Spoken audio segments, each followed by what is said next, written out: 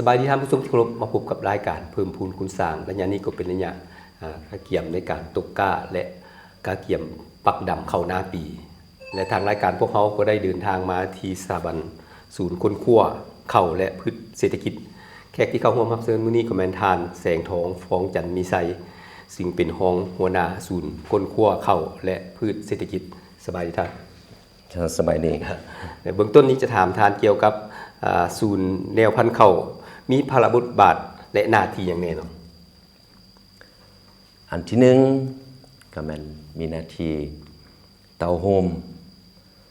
แล้วก็อนุรักษ์ชีวนานาพันธุ์พืชที่มีอยู่ในสปป.ลาวนี้และพร้อมกันนั้นก็พวกเราก็ได้มันได้เอาออกมาตีราคาเพื่อการนำใช้ให้มีเฮ็ดให้ใดให้มันยืนยงและหน้าที่อันที่สองนั้นแม่นการพัฒนาให้ได้แนวพันธุ์ใหม่และก็เทคนิคอันใหม่เพื่อออกรับใช้ในสังคมในแต่ละระยะหน้าที่อันที่สามก็แม่นการพัฒนายกระดับความรู้ความสามารถทางด้านวิชาการให้แก่พนักงานขันแขวงขันเมืองฮอดคุมชาวนาผู้ผลิตอันนี้เป็นหน้าที่ของพวกเขาแล้ววันนี้เกี่ยวกับสำหรับแนวพันธุ์ที่ศูนย์เขาบ่ได้ค้นคว้ามีหลายปานใดและแต่ละแนวพันธุ์มีความแตกต่างกันขึ้นได้ซึ่งเริ่มแต่ปี 1993 มาฮอดปัจจุบันนี้ถือว่าศูนย์พวกเขาเนี่ยได้นำแนวพันธุ์เขาที่ค้นคว้าหรือว่าปรับปรุงและก็ผลิต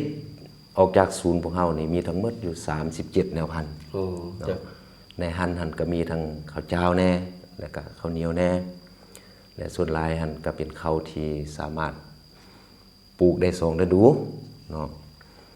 ใน37แนวพันธุ์หันพวกเขาก็ได้นำไปขึ้นทะเบียนเอิ้นว่าจดทะเบียนเป็นทะเบียนส่งเสริมนำกรมปกครองในจำนวน14แนวพันธุ์ไปแล้วและแนวพันธุ์ดังกล่าวนี้ก็มันเป็นแนวพันธุ์ที่เหมาะสมสำหรับแต่ละเขตแต่ละภาคของประเทศเฮาซึ่งเป็นแนวพันธุ์ที่ให้ผลผลิตสูงมีคุณภาพในการกินดีและก็เป็นแนวพันธุ์ที่มีความทนทานต่อกับสภาพการเปลี่ยนแปลงดินฟ้าอากาศทุกอย่างมันก็ต้องมีการปรับปรุงไปนำนะพวกเฮาก็ต้องได้พัฒนาไปตามนี้และนอกจากที่ว่าเฮาค้นคว้าแนวพันธุ์เขาแล้วเฮายังได้อนุรักษ์รักษาแนวพันธุ์เขาพื้นบ้านไว้บ่ตัวนี้นี่ถือว่าผ่านมานี่พวกเฮาก็ได้เตาโฮม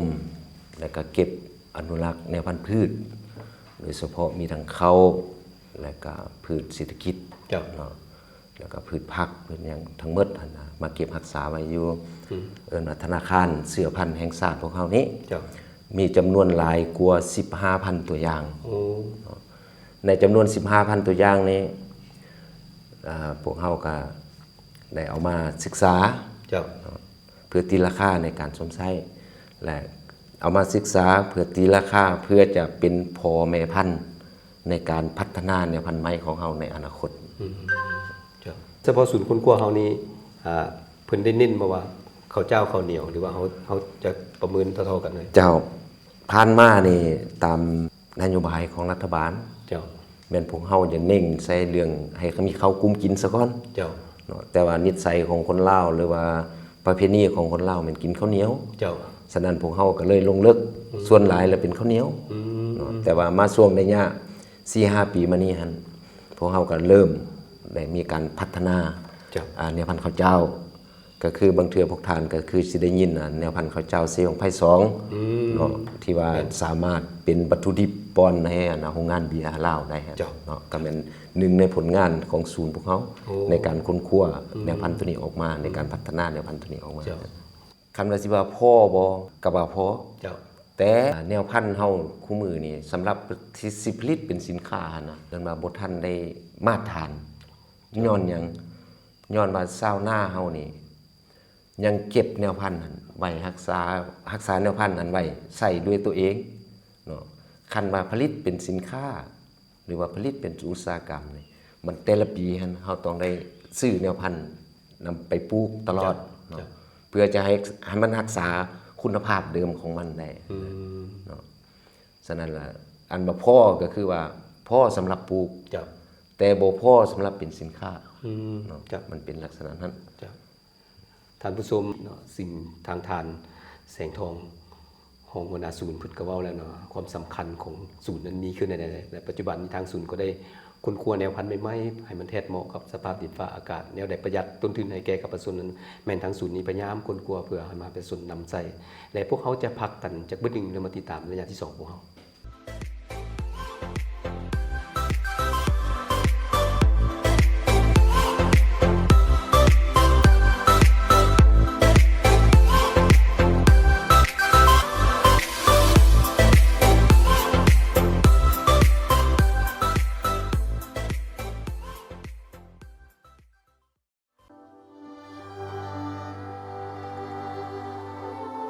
ประธานไก่สอนพรหมวิหารเคยเตือนว่า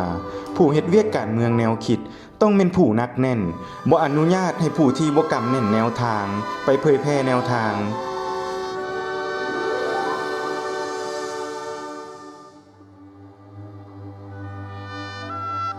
ประธานไก่สอนพรหมวิหารยืนยงในภารกิจปฏิวัติของพวกเขาตลอดไป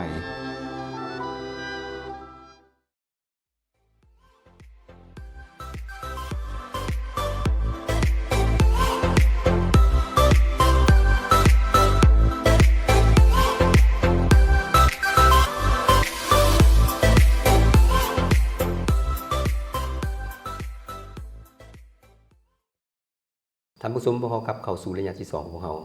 ซึ่งว่าพวกเขาจะมาถามเกี่ยวกับ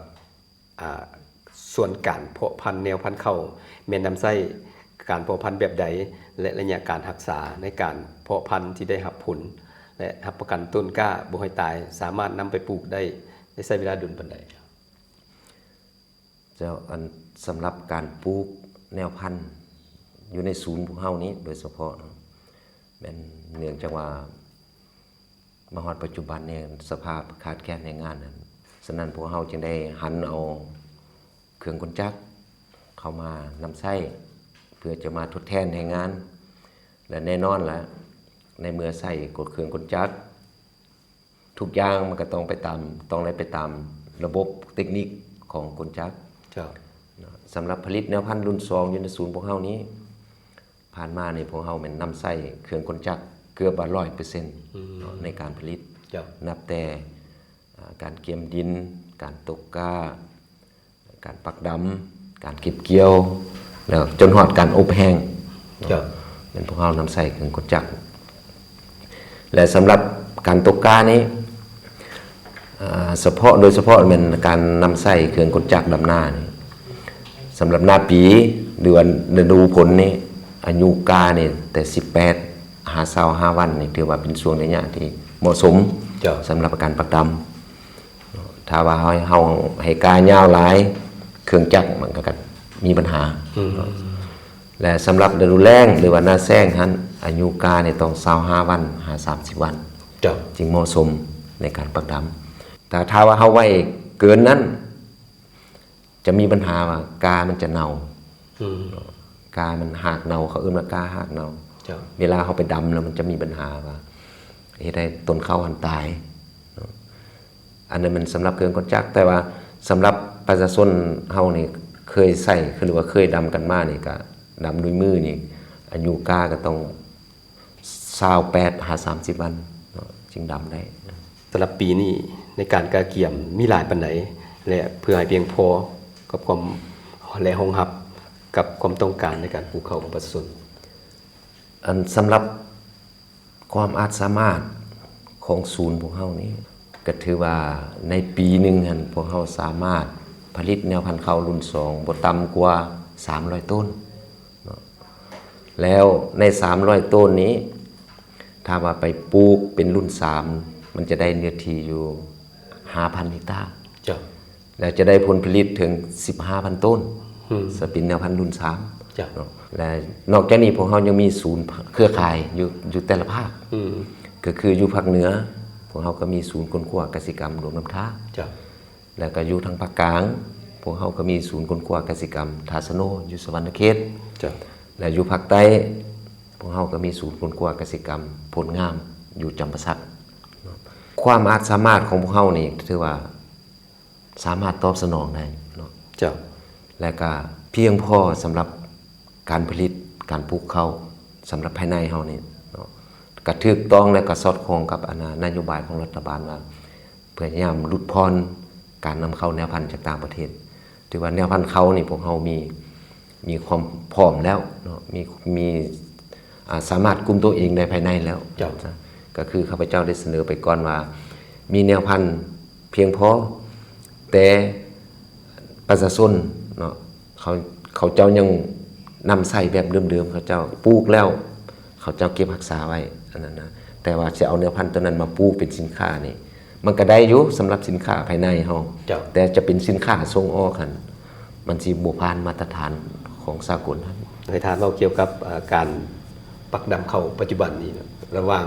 ดำกับหวานหรือว่าหยอดนี่มันมีความแตกต่างกันใดๆอย่าง นั้นความจริงแล้วประชาชนเขาเจ้าก็บ่อยากเฮ็ดหรอก เจ้า อันหน้าวานหน้ายอดเนาะแต่ ครับ พอแต่แม่ก็พาเฮ็ดมานั่นปักดำ เจ้า เนาะก็เนื่องจากว่าสภาพการเปลี่ยนแปลงของดินฟ้าอากาศ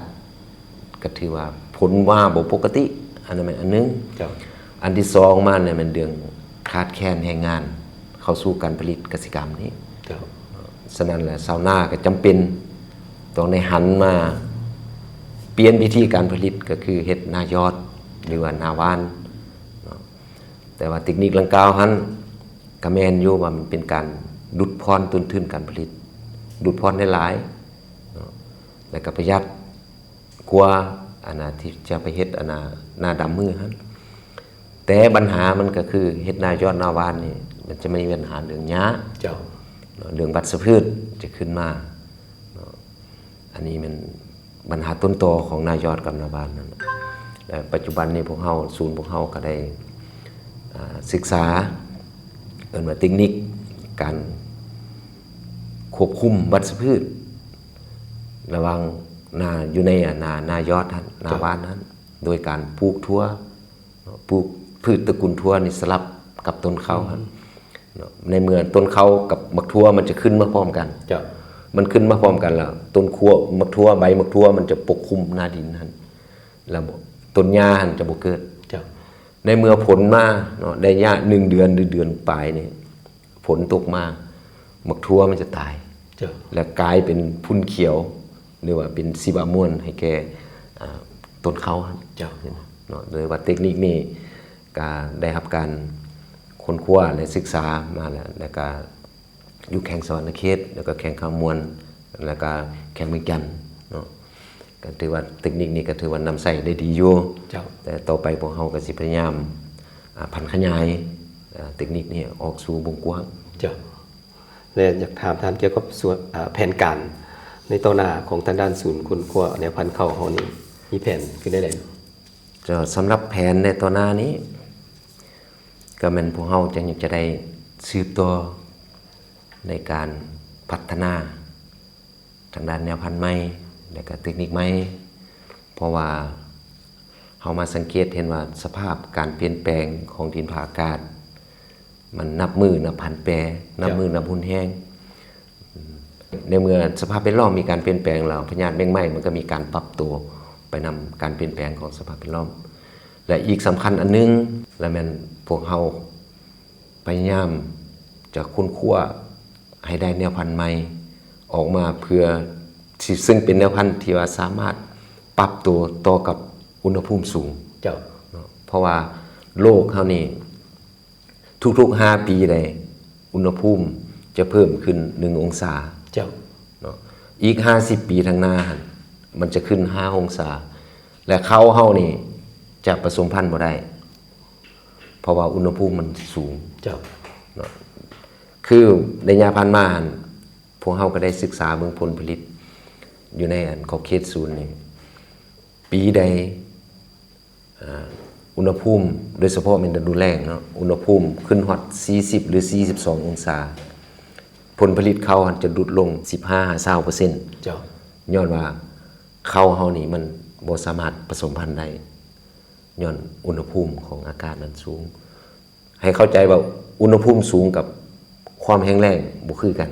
เนาะมันคนละเรื่องกัน เจ้า อุณหภูมิสูงก็คืออุณหภูมิของอากาศนี่เฮามีน้ำอยู่แต่ว่าอุณหภูมิของอากาศมันสูง เวลาเขาเฮาดอกเขามันบานออกมาเกสรมันจะเหี่ยวก่อนแล้วมันผสมพันธุ์บ่ติดเนาะแล้วจะเฮ็ดให้เขาในห่วงนั่นหั่นกลายเป็นมิตรรีบเนาะฉะนั้นล่ะจะเฮ็ดให้คันเฮาบ่พัฒนาเริ่มพัฒนาแต่เดี๋ยวนี้ต่อไปหั่นเฮาสิบ่มีข้าวกุมกิน ทางทานแสงทองเนาะซึ่งเป็นห้องหัวหน้าศูนย์ค้นครัวข้าวและพืชเศรษฐกิจก็มาเว้ารายละเอียดต่างๆมาให้ผู้ชมได้รับทราบโดยเฉพาะแม่นชาวเกษตรกรชาวนานี่แหละในการปลูกข้าวว่าเขาจะมีทางเลือกขึ้นใดในระยะปัจจุบันนี่สำคัญเป็นต้นทุนเนาะเพราะนั้นก็มีดินฟ้าอากาศอีกแต่ว่าทางศูนย์นี้ก็บ่หยุดยั้งในการค้นคว้าแนวพันธุ์ใหม่ๆเพื่อเทศเหมาะกับสภาพดินฟ้าอากาศตอบสนองให้แก่กับพ่อแม่พี่น้องชาวเกษตรกรชาวนาของพวกเราและมาฮอดนี้ข้าพเจ้าก็ต้องขอขอบใจนำทานแสงทองเนาะสีมาเว้ารายละเอียดให้พวกเราฮู้เกี่ยวกับบทบาทของทางศูนย์ของพวกเราเนาะนอกจากค้นคว้าแนวพันธุ์แล้วก็ยังช่วยแนะนำทิศทางให้กับชาวนาให้เลือกได้ว่าจะเอาแบบใดในการดำนาจะใส่ยอดหรือว่าใส่แบบดำเนาะถือว่าเป็นแนวทางให้ประชาชนได้เลือกเนาะขอขอบใจล่ะ เจ้าขอขอบใจหลายๆ ท่านผู้ชมมาฮอดนี้รายการผู้พูดคุณสร้างของพวกเราก็หมดเวลาลงเพียงตัวนี้ข้าพเจ้าพร้อมด้วยแขกรับเชิญก็ต้องขอลาท่านไปก่อนพบกันใหม่ในโอกาสหน้าสำหรับมื้อนี้สบายดี